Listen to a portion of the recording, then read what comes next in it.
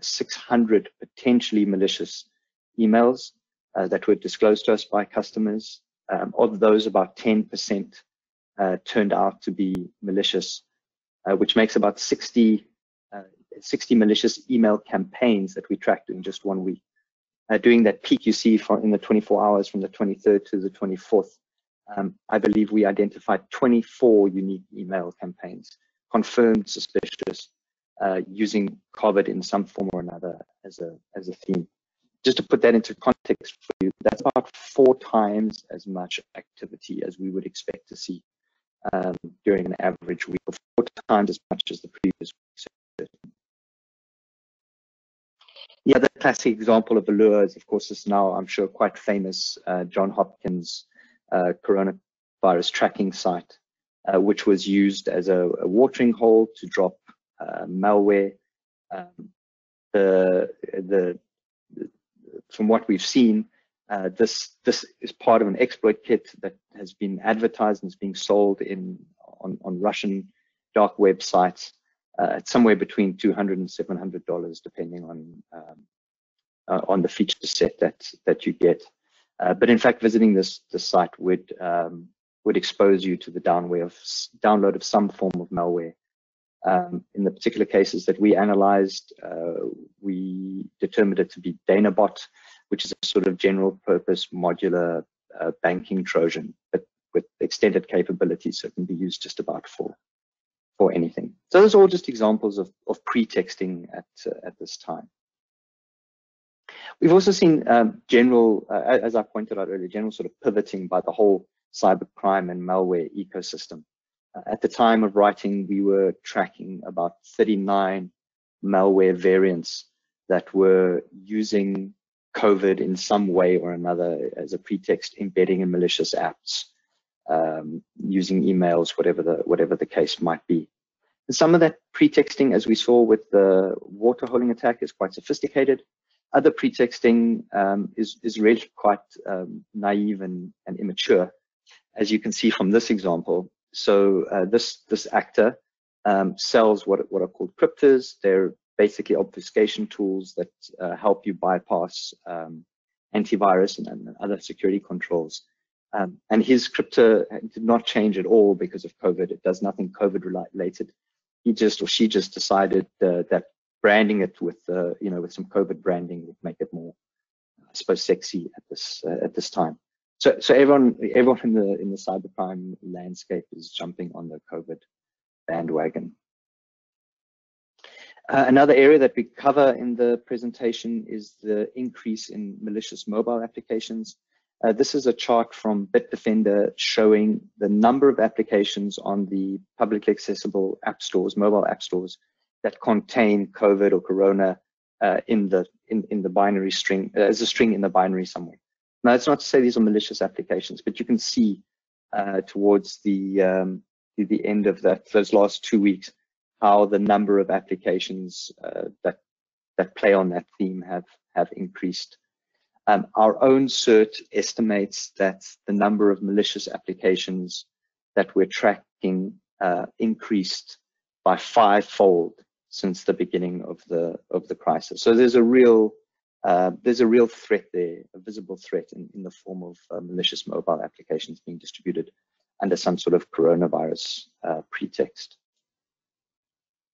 Another thing that we expected would happen, but that we've seen in real life, is attacks against home IT systems. And in this particular example, what was observed was that attackers were targeting home routers, ADSL routers, broadband routers, performing brute force attacks against them, trying to guess the password for an admin user, logging in, and then redirecting the DNS by basically reconfiguring the DNS server on that router, so that lookups for regular and popular DNS domains would be redirected to effectively watering hole sites that they controlled. And in this case, you could see, the user tried to go to somewhere that they knew. They got redirected to this malicious site where they were prompted to download a malicious application. And so that's something that we've observed. We're expecting it to increase or at least perpetuate, and particularly the issue of redirecting DNS is again something that existed before, but I think becomes particularly dangerous at this time, and which we'll come back to later in this presentation. Another thing we observed, which was a cause of some interest and speculation, was, for lack of a better word, ceasefires by the various major malware campaigns. So Maze is a ransomware team that our epidemiology lab tracks and has tracked for some time. And they came out with this press release, they call them press releases, where they stated that they would no longer be targeting medical and healthcare organizations. And in fact, in our analysis of their activities since then, that is indeed proven to be true. They have not been targeting, or we've not seen them target healthcare or medical organizations. And a few others have come up and said the same thing. One crew in particular, Doppelmayr, took a similar line, except they drew a distinction between hospitals, which they said they would not target, and research organizations and pharmaceuticals, which they said they would target because they were effectively just profit-driven, and so didn't qualify for a ceasefire. So we're still not clear as to whether these kinds of ceasefires are having any kind of real impact, but suffices to say, overall, the activity, the volume of activity that we're seeing has either stayed consistent or increased. So we don't read too much into these, even though they're interesting to watch. A little bit off of IT, but another very prominent characteristic of the tech space at this time is the emergence or the acceleration of fake news. All kinds of fake news about all kinds of things, both on the one hand about the crisis itself, what it's caused by, the story of 5G and bats and secret labs in China, all of that sort of stuff on the one hand, but on the other hand, also these quite sort of bizarre, what appear to be targeted mis or disinformation campaigns about technology. And this particular app that's referenced in the tweet below, it's called House Party. It's a video-based social media app, and they just got absolutely pummeled on social media with allegations of having been hacked and being insecure. And really, we saw no evidence that was ever the case. So all kinds of fake news at this time being observed. Then, of course, we're seeing old forms of crime pivoting at this time to take advantage of the crisis. In this particular example from Vice, Joseph Cox writes about a number of Twitter accounts that were compromised, high-profile Twitter accounts, and used to push traffic towards sites that were selling, sketchy face masks and other healthcare products. And then, one of the things we've seen at this time is that people have really pulled together. It's a global pandemic in every way, and so people are having the same experience. And one would hope that that would have the effect of softening, geopolitical tensions. But in fact, we're seeing a lot of evidence that geopolitical tensions at this time have escalated and continue escalating. A very early example from, I think, March 16th was a denial of service attack against the US Health and Human Services Department. They fortunately weathered the storm and report that none of their operations were impacted in any significant way. But it was disheartening to see an attack that seemed very clearly to be targeted at them and very clearly seemed to be intent on disrupting their operations. In fact, subsequent to that, on March 30th, the FBI released what they call a private industry notification, which is basically a security advisory focused at a specific vertical, describing what they call the Quampers malware, which is loosely linked to Iranian state-backed actors, allegedly, and focuses and targets specifically the healthcare sector. And appears to be politically motivated.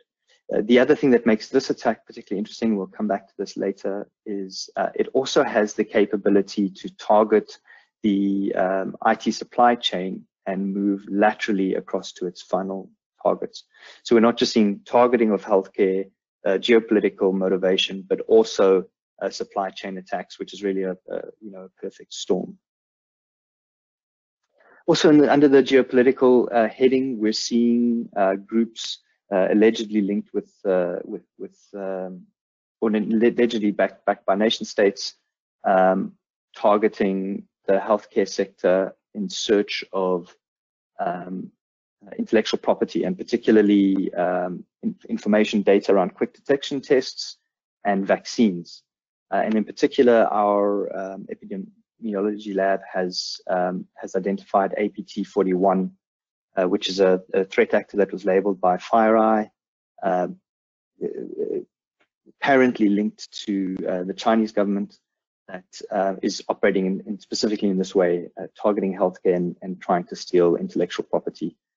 Their assessment is that as lockdown loosens and people are allowed to go back to work, that kind of activity by this threat actor in particular is going to escalate. Then, not quite or necessarily a security-related thing, but we've anticipated that the internet itself would come under enormous strain, and that many of the cloud and sort of shared IT systems that we depend on would take strain and may even be overwhelmed and fail. I must say that we've seen less of this than we anticipated, except in the form of this new part of our vernacular, which is virtual queuing, which many operators have been forced to resort to in order to handle the volumes of traffic. But certainly we think that the internet in terms of capacity is vulnerable right now, and there is a real risk of disruption of service. And then finally, an element that we discuss in the paper is concern about video conferencing. If you didn't pick up on any of the rhetoric around Zoom over the last few weeks, then you've been in a different kind of lockdown to me, because it's been almost overwhelming. Particularly as people adopt these new platforms, and Zoom in particular has shown, almost the fastest adoption of a technology that we've ever seen. It's come under increased scrutiny from a security and privacy point of view, and so there's a lot of concern going around as to whether it's fit for purpose, safe to use,